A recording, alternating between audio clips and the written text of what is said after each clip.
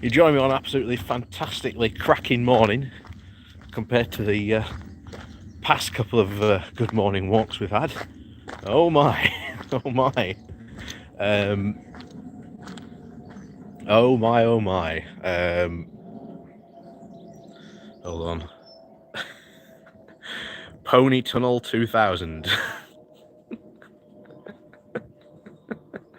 Good morning to the people joining us. Good morning. We've got to try and figure out how to get through this.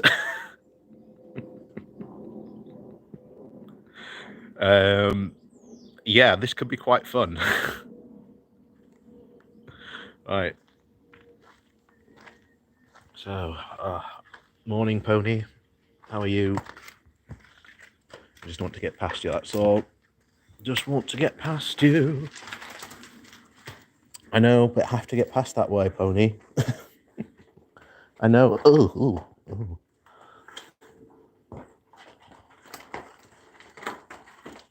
Come on.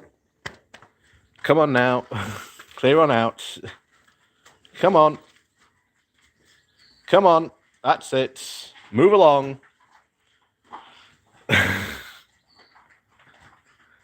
Let me just show you what I've got to try and get through. Come on now, boys. Come on. Woo. Come on. Come on. I just need to get through. Come on. Just need to get through. Soul boy. Just want to get through.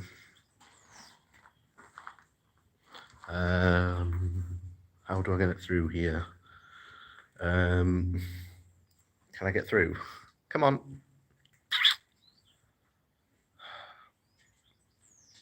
I'm gonna have to try and push my way past, aren't I?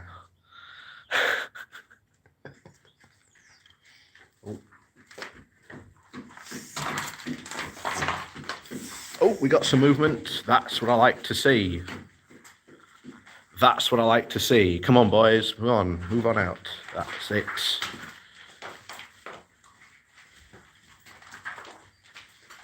What's up, boy? I just need to get them past, that's all. Can I even let me pass?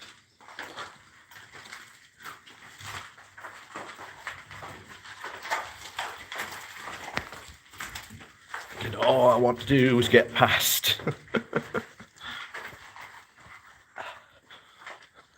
Oh my word, and we're past, we're through. And look, new ponies.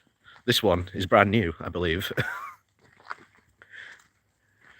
So, can I get through? Can I get a through? Can I get a pass on through? Thank you very much. Look, here's more ones. Like I say, they've been very busy recently. Like I say, every time I come past, there's new ponies or new foals. So it's like, oh, you're new. But yeah. So we managed to get through.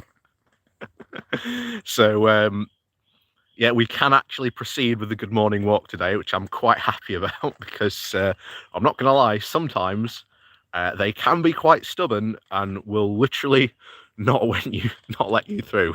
Yeah. Yeah, it is a true pony gauntlet. But yeah, hopefully they'll have moved on by the time we get back, and we won't have to try and squeeze our way through because, like I say, it's a bit awkward sometimes. But yeah, as someone said, you've had a lot of pony there for the next couple of weeks. Do I know their names? Not at all. I don't know a single one of their names. Someone asked me this before. Have I named them? We haven't named them at all, but anyway,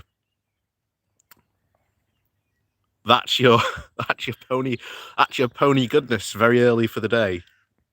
But yeah.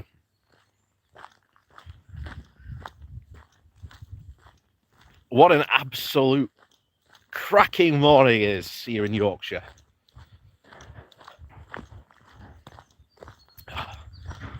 The sun is out. It's roughly about 20, I think it's going to be like 21, maybe 22 today, something like that. Got a cloud in the sky. I've got my shorts on. Well, I say shorts, the 3/4, because I couldn't find my shorts.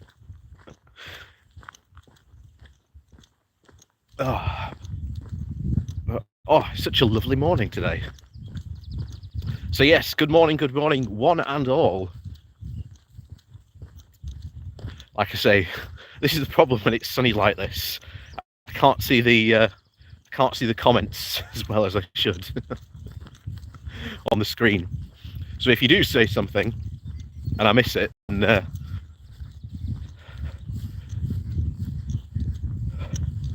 don't feel that I'm ignoring you. It just at the moment I literally cannot see the screen. But yes, what an absolute cracking morning it is. I mean, I don't know if you can see in the back there on this, but all the field is literally full of buttercups. So you've got this wonderful green and yellow fields to walk through.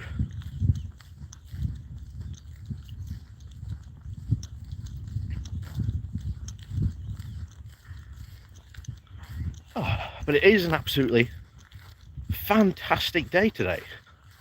Absolutely fantastic. But I think before we start to talk about the nonsense of UK politics today, because has there been some nonsense today? Well, not just today, but this week, shall we say. It's good to, shall we say, have a visit across the pond. Because I always said in the run-up to the next US presidential election, there was a guarantee of a very certain senator called Marjorie Taylor Greene actually getting in to I can't remember if is she a senator? I think she's a senator, isn't she? And the worrying thing about it is that woman is the future of the Republican Party. And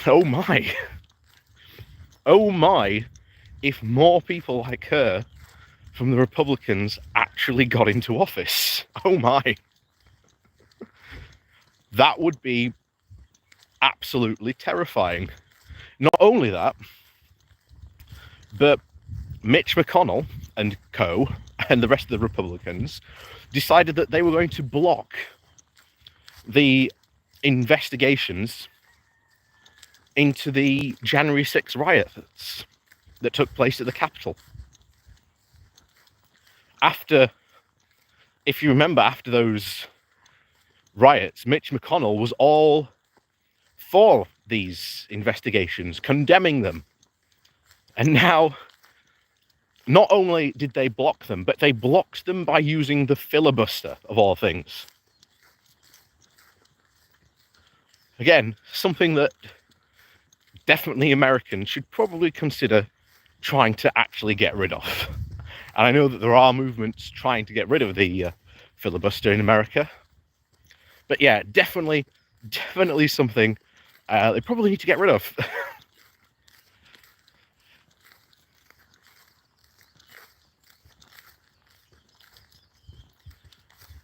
But the fact that you have such an absolutely insane woman who was, at the time before she was, in an election, she was running on like a QAnon platform. She was a true Q believer. And whether she is still or not is undetermined. She says that she's not, but she absolutely is. by the actions that she says. I mean, she complained that having to wear a mask was, you know, worse than the Holocaust or something like that. And it's just like, what are you on about, woman? What are you on about? Are you seriously trying to compare the two things? It's just like, what on earth? What on earth is she talking about? But yeah, that's Marjorie Taylor Greene for you.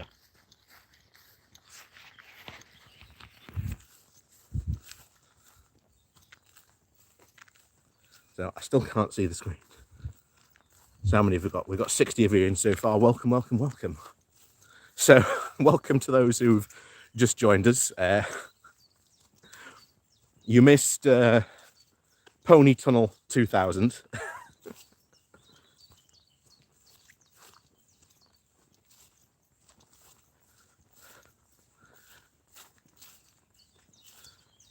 Which was, I think, probably enough pony to satisfy the most ardent of pony lovers. And by the way, something that I should be announcing soon. So I'll let you all in on a little secret. Soon I will be opening up YouTube membership when I've had it approved. There's no reason why it shouldn't be approved, but you can essentially join something what I've set up called the Pony Club. And during Pony Club, if you join Pony Club, it's about $1.99 a month. But essentially, if you join Pony Club, you get exclusive emotes that you can use on the channel as well as live streams. How about that?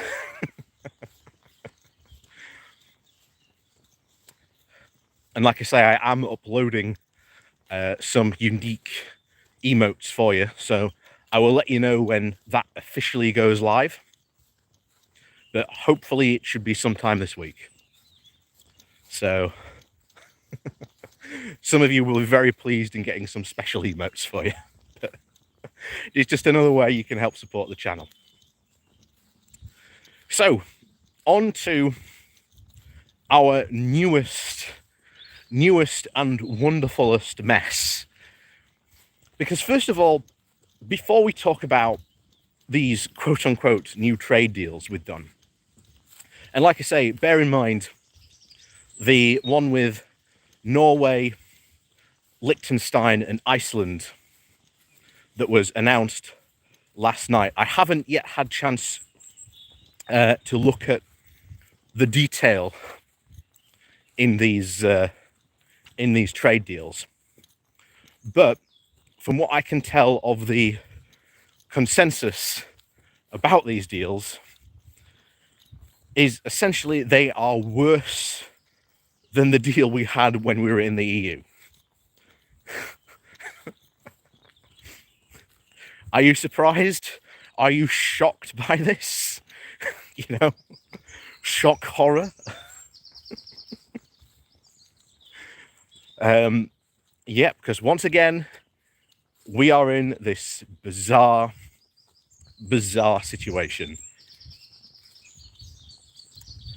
Oh, actually, I don't know if you can see it. Oh, I don't know if you can see it on camera, but all I was talking about by the fact that all these buttercups are out, and you've just got literally a sea of yellow.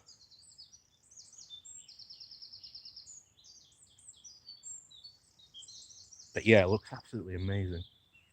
Like I say, it's such a wonderful morning as well. The only thing I'm missing is my hat. The thing is, if I wore my hat, I'd look like All Shorts. It's very similar to All Shorts, so I think I need another summer hat.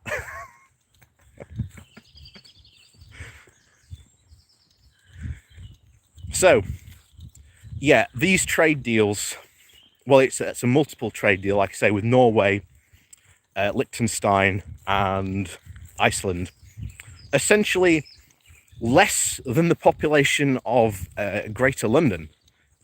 I think, as a lot of people have been pointing out. And of course, one of the big key things is that Norway fishermen can still fish in our waters, although at a somewhat reduced rate, but our fishermen cannot fish in Norway and Iceland's waters. They have pretty much been officially cut off from that. And that means that essentially we are now going to have to export our cod, again, the most popular fish products, as I said before, are bird's eye fish fingers in the UK, because we do not cook fish. And I don't know what it is or the reason for that, but maybe it's just become a cultural thing of, you know, we don't tend to cook fish here very well in the UK, so we're not big fish eaters. And just as a result, this is just what's happened. So yeah, we've ended up with a trade deal where essentially we tried to massively overplay our hand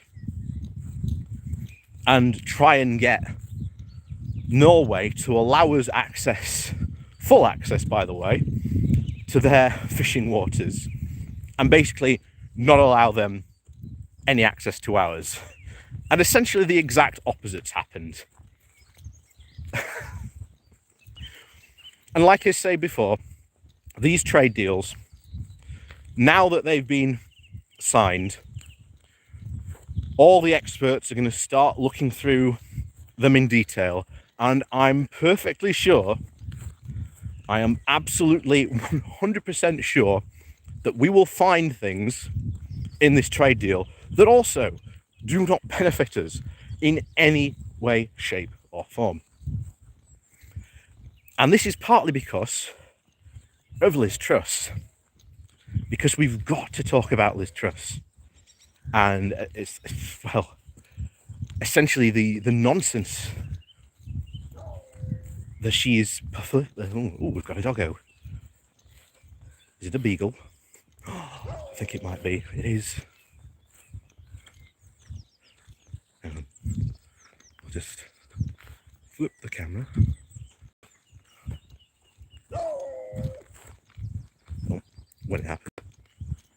There we go. I don't know if you can see him there. This is the thing when you can't see the screen.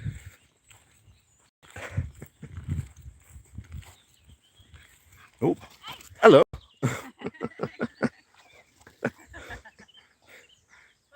Morning. Morning. Hold on.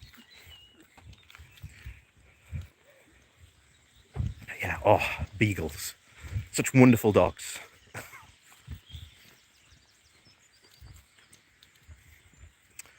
But yeah, we've got to talk about Liz Truss, because I've said for a while, who succeeds Boris Johnson? Generally, who succeeds Boris Johnson? Who takes over from him? And my answer has always been that it would be a two-horse race between Rishi Sunak and Michael Gove. Now, that would have been my answer up until yesterday, where the website Conservative Home hosted a poll on who do you think is doing the best in cabinet. And overwhelmingly, Liz Truss had the highest approval rating of about 84%, followed by Rishi Sunak at 80%. So she's got a 4-point lead over Rishi Sunak. So now, this is no longer a two-horse race as to who might shall we say, succeed Boris, it becomes a 3-horse race now. And to be honest, if you want to put money on Liz Truss being the next PM, Prime Minister Truss, it's probably not going to be a bad bet, to be honest. I'd get you arguments for Sunak, I'd get you arguments for Gove, and yeah, now I'd get the argument for Liz Truss. Because essentially what she's doing, and I've warned about this before, is normally trade deals take roughly about 8 to maybe 10 years. Well, 7 to 10 years, somewhere around about there, to actually talk and talk about. They are quite technical pieces of documentation to talk about. They're not simple things to do. These are not things that you just bash out in a fortnight and then sign them. It's not how trade deals tend to work. Hang on, because I can actually see the screen. So that's the main thing. So because of this, duck. So because of this, we are in such a bizarre situation of where Liz Truss is. We've got the Australian trade deal coming, but again, we don't know what's in this trade deal. The only thing we know are that over the next 15 years, tariffs on Australian beef are going to fall to 0, which is going to absolutely destroy our UK farming. We also potentially know the idea of secret courts, of which basically corporations, Australian corporations, can sue our government to essentially, get rid of not only our regulations, but if we try to introduce regulations that maybe affects their profit, then they can sue our government. Again, the fact that this has been done at speed, to me, represents something that basically says, look, our government has essentially given everything and allowed Australia to dictate terms to us. But don't forget this. This will be a very, very symbolic moment. And trust me, they are going to milk this for every single cent they can when that trade deal is signed. This is going to be attempt to be like live televised and, used to justify Brexit. And again, as we've said before, doesn't really justify Brexit at all. The Japan deal that Liz Truss signed overwhelmingly favors Japan by about 84%, and only us by about 17%. That's not a good trade deal. This new deal from Australia, which from all intents and purposes of what we have heard, apparently both George Eustace and Michael Gove are fighting back fiercely against Liz Truss. And this plays into what we saw when Dominic Cummings came out and said, the cabinet is in chaos. No one knows who is doing one thing to the next. And yet it is a prime minister's job to steer the ship of state. But Boris is not interested in, the big decision making. That's not what he's interested in. Oh, we've had someone super chat. Hold on, I can see it. Thank you very much for the support, though.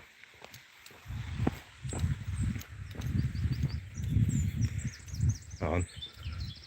Should be able to see it now. They don't want a decent deal. They want a deal the next government can't unpick to roll back Brexit. Yep. Keely Anderson, thank you very much for the support there. So yeah, that's completely true.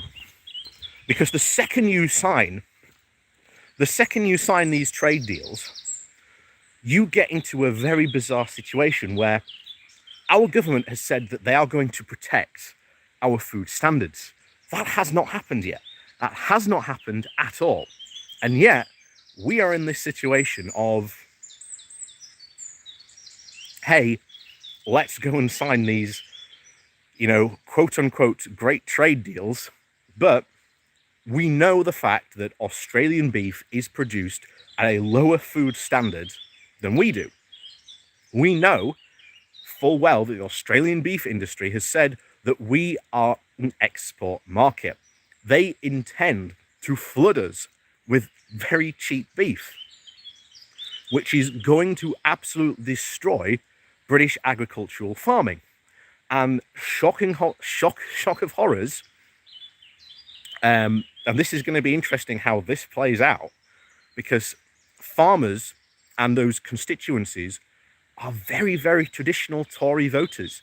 So you've heard a lot recently about the is the blue wall safe? Is it as safe as the Tories want it? And are the Southern MPs who are going to see a lot of these deals affect their constituencies and maybe even upset seats, which, again, were considered safe seats, go to the Lib Dems?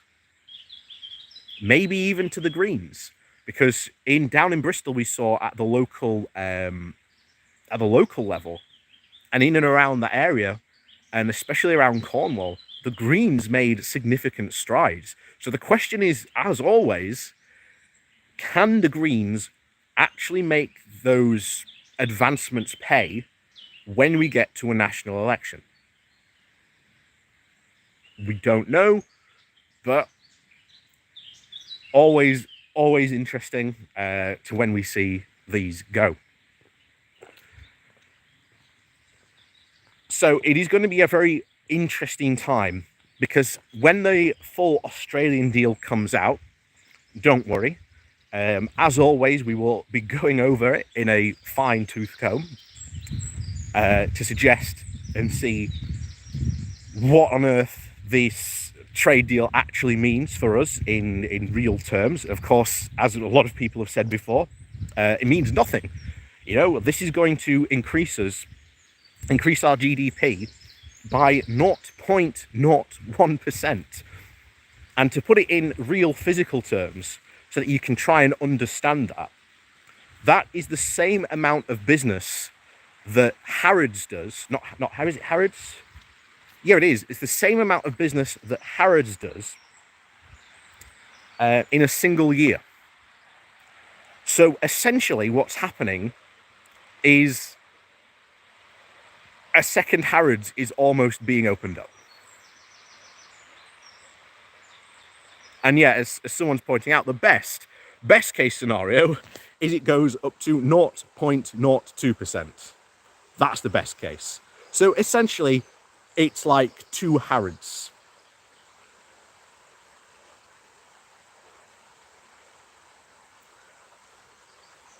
But the key thing for this, and the reason why we have been so desperate to sign these, is because we want to join the CPTPP.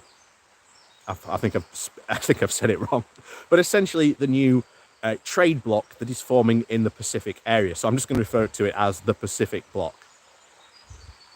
So joining this Pacific bloc is been the long sort of term goal a lot of Brexiteers have talked about, because they always talk about, oh, if only Britain joined this bloc, then we'd have access to something like 13% of the world's GDP.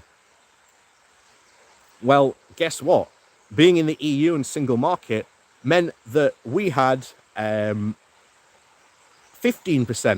of the world's GDP. So it's a downgrade.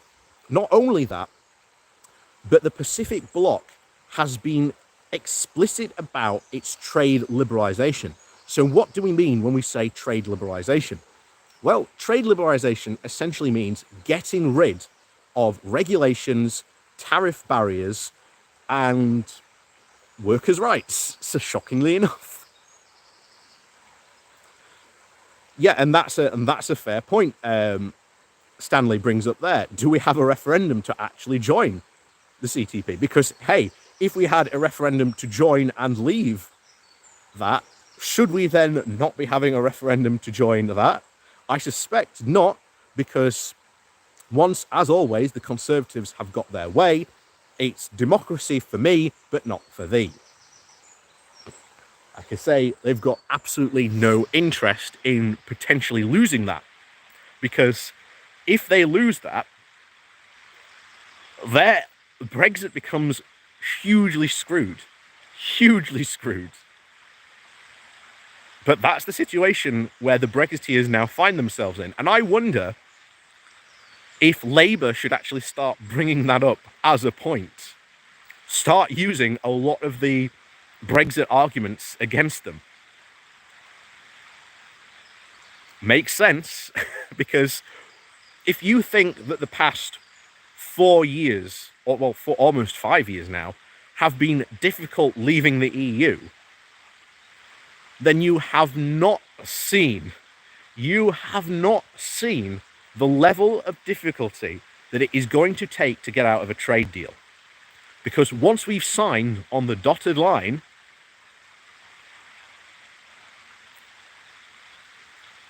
leaving the EU is going to seem like a complete cakewalk to try and getting out of the Australia deal.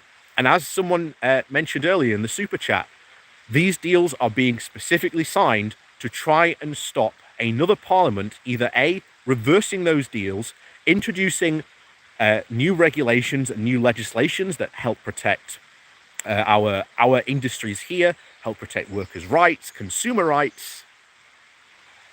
Well, if you've signed a trade deal, you can't very well do that. And there's been I've seen a lot of people very confused about the fact that, oh, if this Australian, beef is so bad, won't we be able to stop it coming because of the rules and regulations that we have here? No. Once you've signed that trade deal, that's it. You've said you would allow that trade. And the second a barrier appears, like those tariffs or the regulations, Australia will kick off. They will take us to either A, the WTO, to say they signed this trade deal, make them stick to it. So much for that. Or we'll have those secret courts, the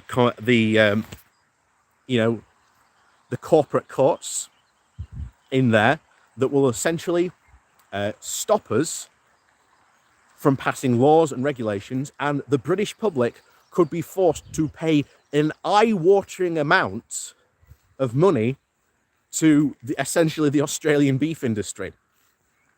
So that 350 million a week we send to the NHS could soon be going to the Australian beef industry. In fact, that, ladies and gentlemen, is a fantastic tagline. Someone copyright that for me. I'm copyrighting it now. But that would be a fantastic tagline to use against this. That 350 million a week that was meant for the NHS will soon be going to the Australian beef industry, because they will sue us using these mechanisms that we signed to and agreed to, of which Boris Johnson, I'm sure, will be calling this an absolute fantastic trade deal and a win. And the fact that they are going to play this deal up to such fanfare will be absolutely key to turning this back on against them. And I've always said it for quite some time now, that the Conservative Party is split between two big ideas. The first one is Global Britain, which ultimately seems to be the rule of the day in the Conservative Party. This was pretty much the force that drove Brexit. It was the force that drove the coup to get rid of May. It's what was the whole driving factor for Brexit in the first place. That they want to get rid of regulations. These free market fundamentalists want to get the government completely out of being involved in the market. And that means getting rid of everything from consumer protections, workers' rights, regulations, you name it, they want to get rid of it. That's their agenda. Now, they never actually openly state that because no one would ever vote for them. But you've only got to listen to their rhetoric and what they say on these types of things to understand that is exactly what they mean. And then you have the other part of the Conservative Party. The one that which, well, actually, technically, there is a third faction. We'll talk about them later. So the second part is obviously the levelling up part. Again, a great point for the Tory manifesto. Oh, hang on, let me just get here. Here we go. You know, it made up an integral part of the Tory manifesto. The idea that the Tories were going to level up Britain, the idea that they were going to catch the North up to the rest of the UK. That's not going to happen. We know that's not going to happen.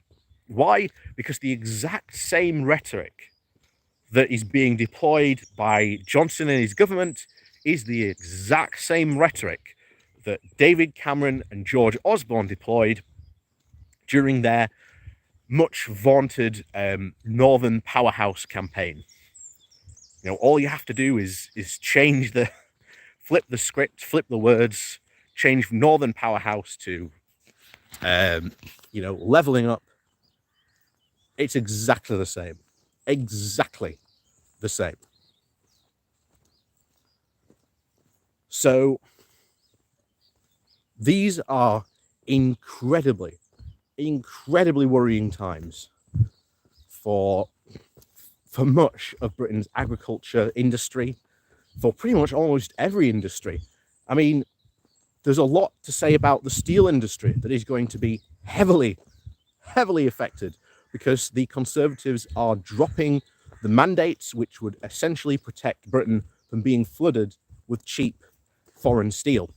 And again, this would hugely affect our steel industry.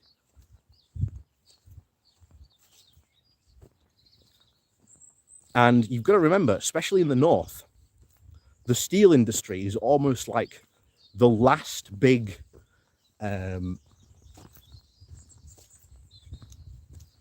it's the last big industry in the area that provides heavy support for heavy jobs and well-paid jobs for a lot of, you know, low-skilled workers. We've mentioned this before, you know. Again, I'm not saying the might not be different throughout the other industry, but I don't know. I have to see. You know, Ardagh Glass, a big industrial part, the last place that makes glass in Barnsley. Again, part of Barnsley's old industrial past. Potentially could go up in smoke, possibly, from this. But for them, if you want to join Ardagh Glass as what they call an unskilled labourer or an unskilled force, then essentially what happens is... Oh, hang on, we're going to have to go the other way, aren't we? I forgot he's put a block on the fence there.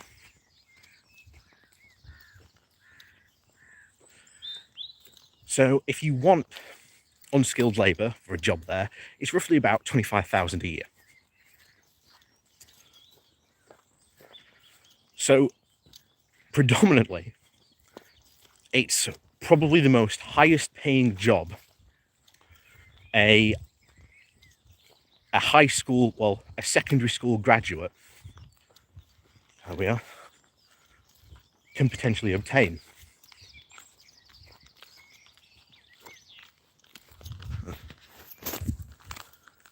So you've got to think, and of course after that they train you, so your income is going to go up, of course, after that. So if a lot of these industries go, once again, like we saw back with the demise of the coal industry back in the 80s. Morning. And we saw all those jobs go, and it hugely affected so many industries up and down, especially in the north. We could see the exact same effects happen if the steel industry goes, or other stuff.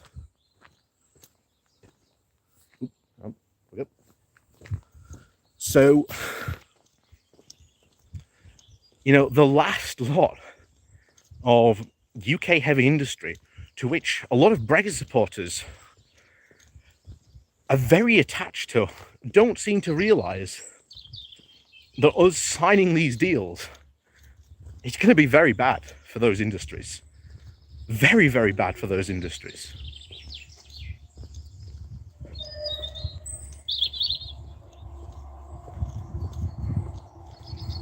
And I think that when that happens,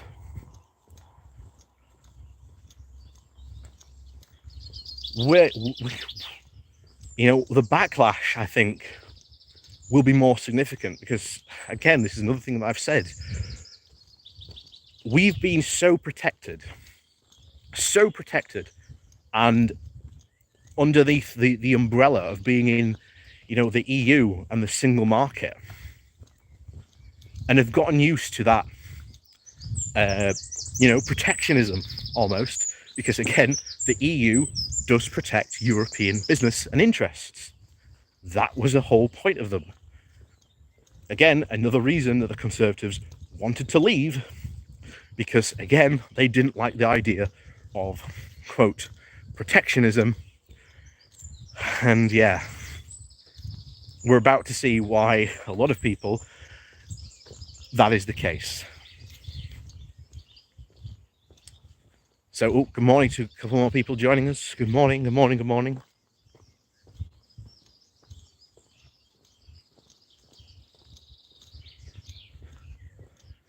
So, these trade deals are going to adversely affect so many pillars to which people voted for Brexit before. The fishing industry.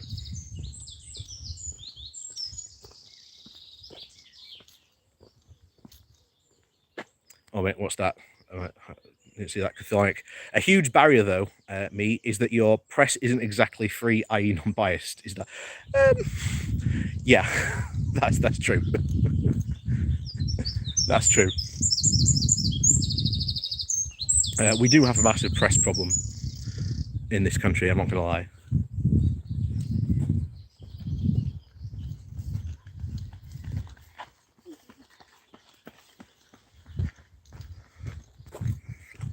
So, yeah, we've got a huge press problem. No one's gonna, you know, deny that. But that is another fact that we've got to try and sort out. And ironically, this is why people like me, Max, Phil, All Shorts, other people who commentate and talk about, you know, news, were very, very important to the left. And it's the only way we can almost fight back against a lot of the nonsense that happens on in our press. But yeah, anyway, ladies and gentlemen, we've got a very, very special guest today. Let's here we go. Don't run away. Oh, we've also got sheepy. Sheepy.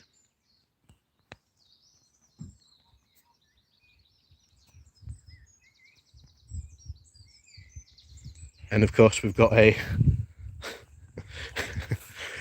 white pony, white goatee.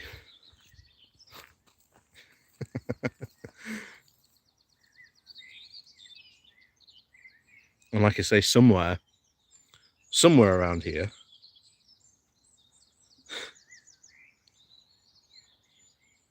there is the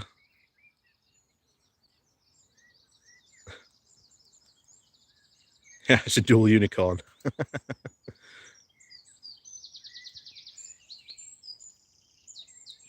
And somewhere around there, I think they're in here, there are some lambs. Oh, there's one. There they are.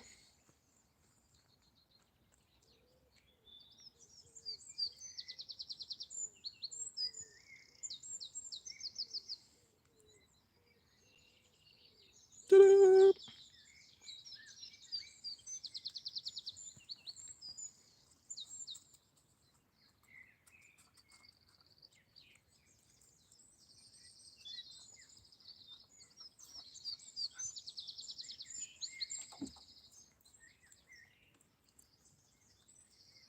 Yeah.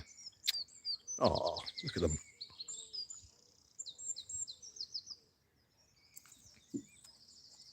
Oh.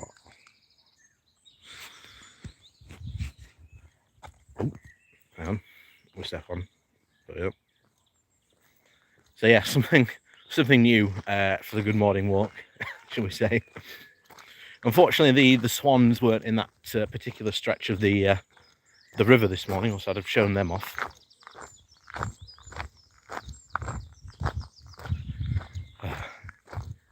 But yes, as always, it's a halfway point now on our little walk.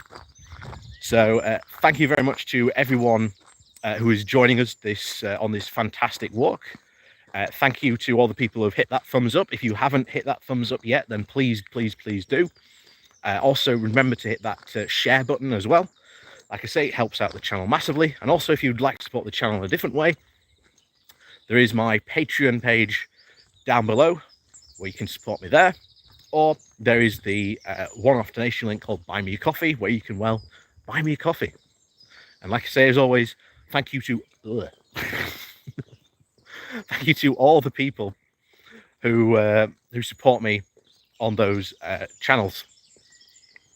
And thank you to I think it was Kirsten, who supported me today on Super Chat as well. Thank you very much. Like I say, your support is very, very much appreciated.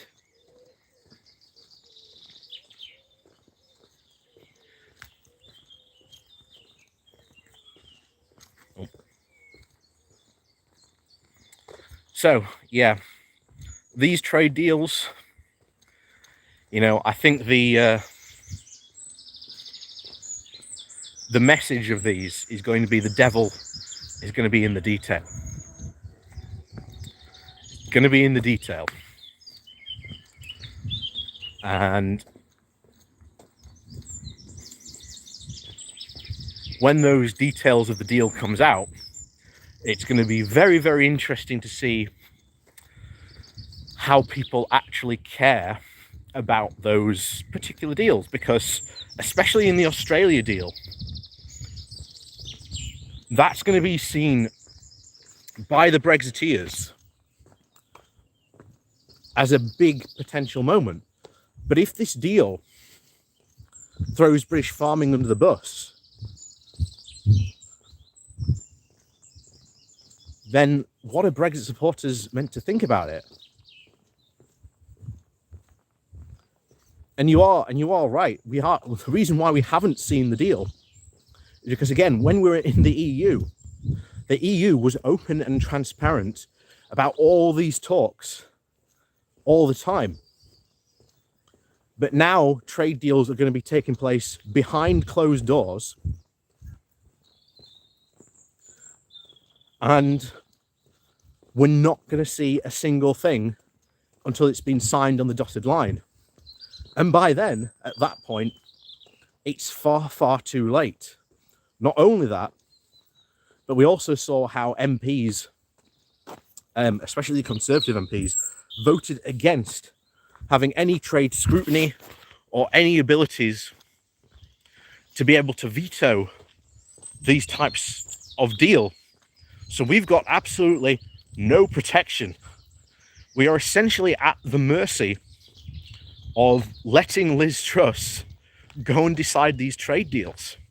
And one of the big problems is you can't exactly go back to like Australia or Japan after they have such a strong lever against us with such, trade deals that overwhelmingly favor them.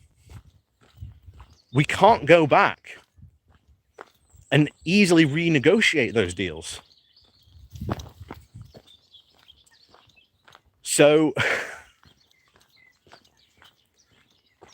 this is what really is going to damage UK industry and UK enterprise. And to the free market fundamentalists, that's fine. Because in their eyes, if your business can't adapt to, let's say, as we've been seeing a lot of businesses say, that they can't no longer trade with the EU, or they're about to lose substantial amounts of their income that they got through EU trade, then they don't care, because that's, quote unquote, the market working to them.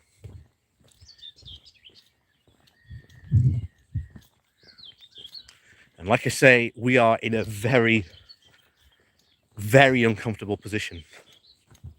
Because if Labour win the next election, part of their offering and manifesto will really have to be that, quote unquote, the people voted for Brexit, but the Tories mucked it up. And remember, we can still heavily affect the Labour Party direction on this, and basically say, well, okay, if joining the CPTPP is such a quote-unquote good idea that, by the way, you don't need a referendum for it, so thank you for setting that precedent, Liz Truss, by the way, we're going to join the Single Market and Customs Union. Because you've just set a very good precedent that now you don't need referendums to join a trade bloc. So thank you, Liz Truss, for setting that precedent. Unless the Conservatives are genuinely serious that they want to actually have a referendum on this.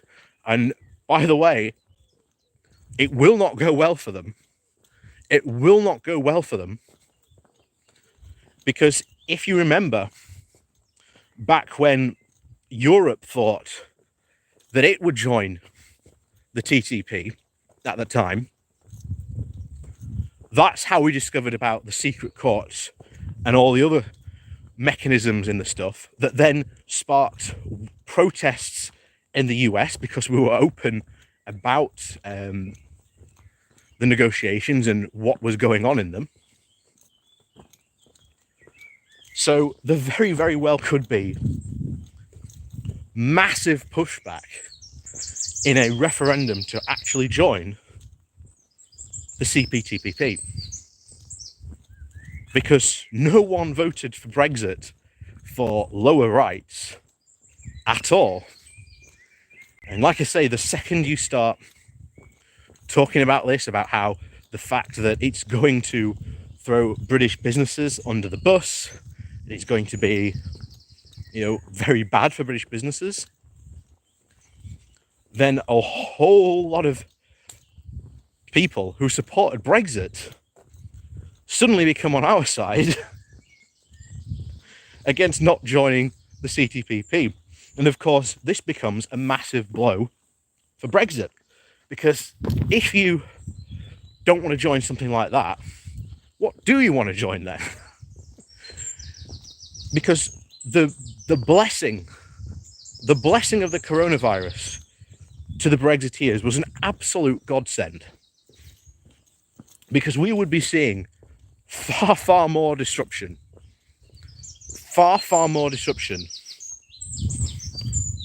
to the UK economy right now if the coronavirus hadn't happened, in that alternative dimension. And not only that, continuing reports about us, if we had stayed in, all prove we'd be in a better off place.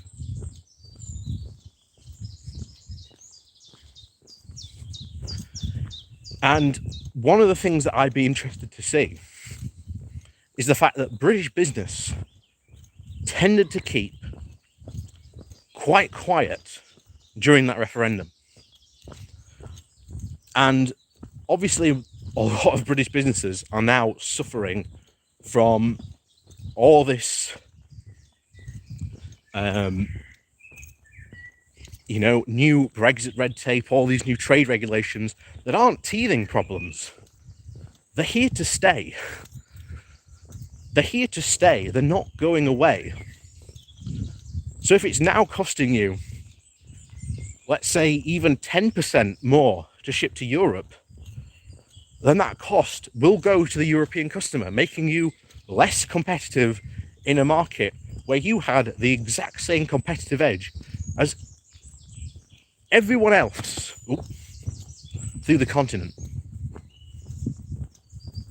So it really makes me wonder when British business is going to actually realise, and they're going to get their heads together to start actually realising, okay,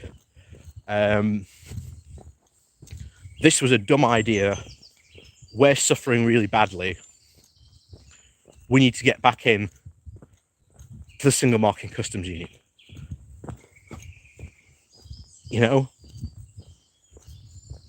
Because that's what originally prompted the Conservatives to originally join.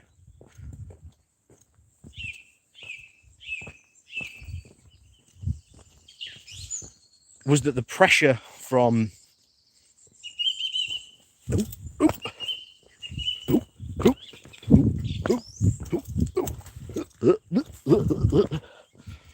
hold on.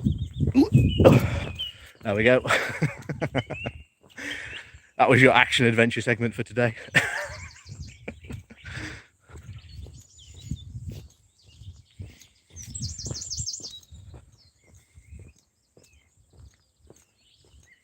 Yeah, and of course they'll try and blame this red tape on the EU. At the moment, they're still trying to do that.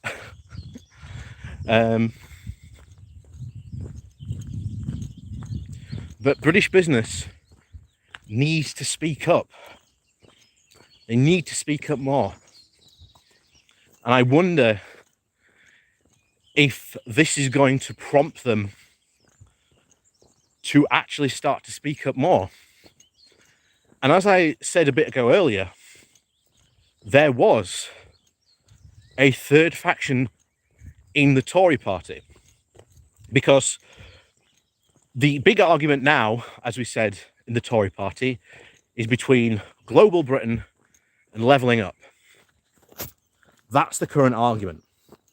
But the argument that led to Brexit was between the free market fundamentalists and the more moderate Tories, who understood that Britain needed regulation and were for regulation, hence why those Conservatives were pretty much for remaining and staying in the European Union. And of course, what happened? We saw the great Brexit coup led by the ERG to depose Theresa May. And then Boris comes in and, wipes the slate clean of all these new types of Conservative, of all those types of Conservative that were in there. The thing is, they might not be in the parliamentary party anymore, but they are still in the Conservative Party. So a big question becomes, how much of a nuisance do they become to Boris Johnson? And who do they rally around as their champion against Johnson? That, my friends, could be a very interesting fight, because we could have the parliamentary scuffles between global Britain and levelling up played out on our front page press and our TV screens, while in the background there is a scuffle between those more moderate Conservatives who want and understand the need for regulation. Because a few years ago, at the Conservative Party conference, there was a guy who actually came out and said, hey, Tories, you're actively working against the interests of the working class. They're not going to forgive you, and you're screwing the country up by ignoring them. And everyone said at the time, how did this guy get lost? Did he lose his way on the way to the Labour conference? Did he, did someone put him in as a joke? And no, this wasn't a fringe event. That was an actual, conservative, it was an actual conservative event, part of the conference. Shock horror. And I know there's a lot of people who poo-poo the idea of working with the Conservatives, and I'm agreed. I'm on board with that. But the area where we need to actually work with the Conservatives, and especially those more moderate Conservatives, is on the issue of rejoining the EU. Because we need voices in the Conservative Party to start voicing their opposition to Brexit, and to say how badly Brexit has actually gone and how it's damaging the country. We need some of those voices in there. So when we have events or rallies, then these are sort of the types of people that we need coming to these rallies, because then they can generate Conservative support for rejoining the EU. And like I say, that's probably the only area potentially I am willing to work with these Tories on. Because one of the big lies that the Leave campaign ran, of course, was that, we could be like Norway, or, we're just going to leave politically, but stay in the customs market and, a single customs union and single market. Of course, that turned out to not be true. Instead, we got given the hardest form of Brexit currently possibly on the table. And still, a lot of the Brexiteers want a harder Brexit than we do now. So, for those of you who missed this morning's, can you see them? I can't tell. I think I'm literally staring right into the sun, so hopefully you can see them. But if you missed this morning's Pony Epic, Ponytail 2000,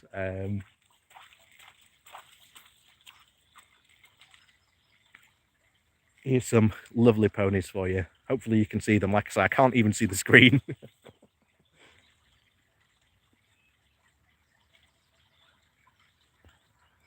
Yeah. Oh. So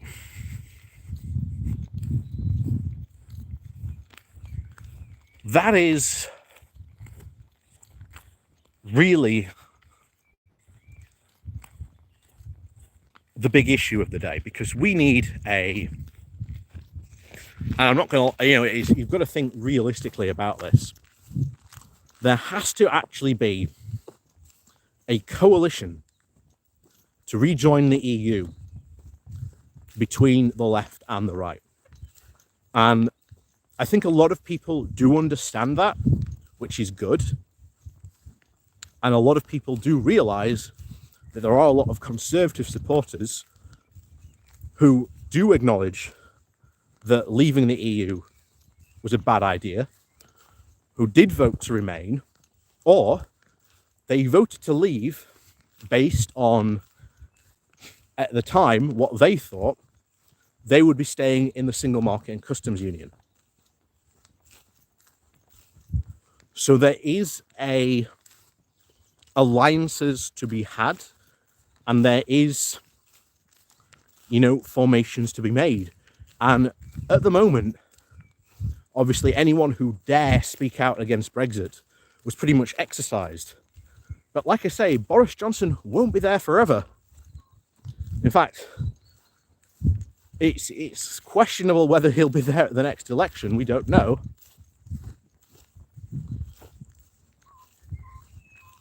But again, we'll have to see what happens. Obviously, politically, like I say, the election is 3 years away, but 3 years is not a long time. 3 years is not a long time. It'll come round like that. And like I say, we have to be thinking about how we're going to fight the next election, what policies we're going to put in place, whether we can actually get a progressive alliance working or not. And that's a big thing, because if we get to the next election and a progressive alliance isn't in place and doesn't happen, then I will be there going, okay, you need to vote Labour, because that's the only way we're going to defeat the Conservatives. Everyone needs to get behind Labour, regardless of what party you are in. If you want these guys out, then you've got to vote Labour. But if a progressive alliance does come into it, then yes, I will be absolutely all for a progressive alliance. But a progressive alliance has to happen at a top and senior level. If it doesn't, then there's no point to it. No. Hang on.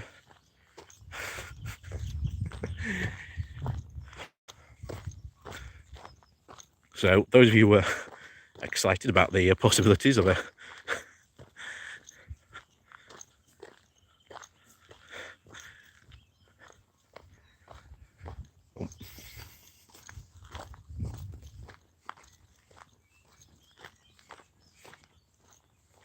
this is going to be very interesting.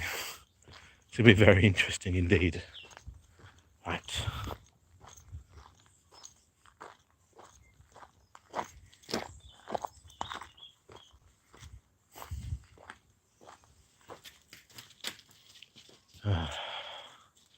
Right, how do we get through this lot?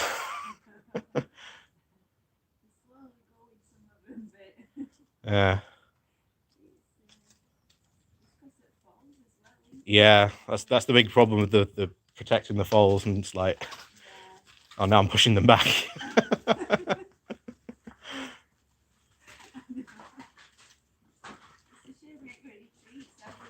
Yeah.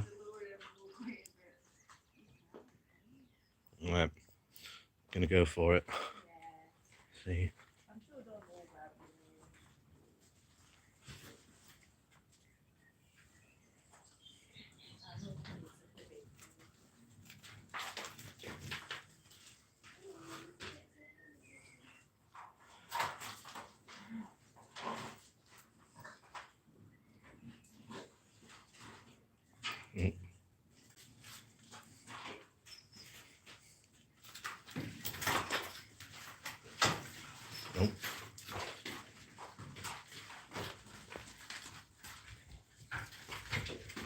Hello.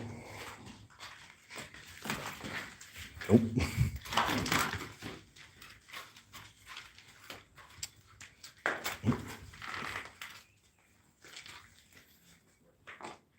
Yeah, I just need to get through here.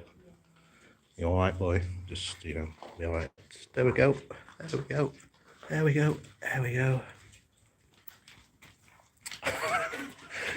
You move just as I try to get that way. Oh, don't do that. I need that way. That way. That's it. That's it. Yeah. Looking after each other, right? I just need to squeeze past. Squeeze on past. Just let him know that I'm here. There you go. Come on. There you go. There you go. You can see me. Okay, I'm just going to try and squeeze past. That's right. You can see me. Yeah, I'm trying to squeeze me in.